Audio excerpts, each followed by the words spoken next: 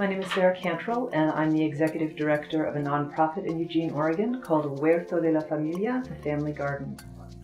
I was motivated to find a job as a social worker and now as a founder and executive director of a nonprofit because as a social worker I was working directly with families who were in a lot of need in many different ways, including a need to increase the amount of healthy food that they could provide to their families.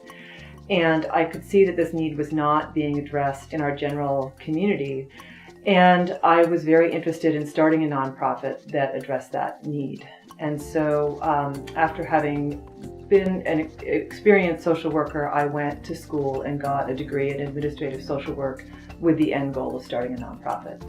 Working at a small nonprofit means that you wear many different hats. So I have 3 employees that I supervise, and I meet with them frequently. One of them is in my office and 2 of them work out in the field.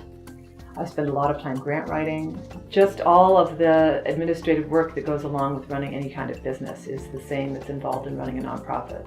In terms of working with other organizations, it's exciting to be able to come up with different ideas and programs and make things happen, which is one of the main reasons I was interested in administrative social work, because I'm really interested in program development.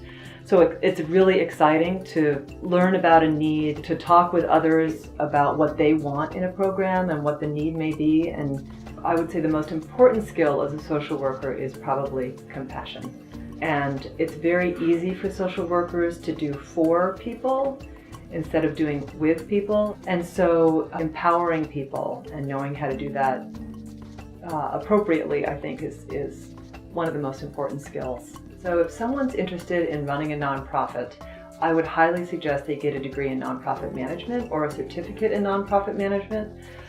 Some universities just have a certificate and some universities have an actual degree, but it's a much more practical, hands-on type of degree. There are also community colleges that have programs in nonprofit management.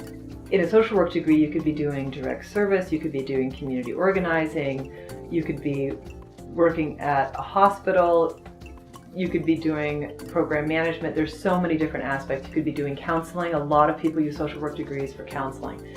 I have a background in sociology, and that was also recommended to me that I do my undergrad in sociology and then work towards a master's in social work.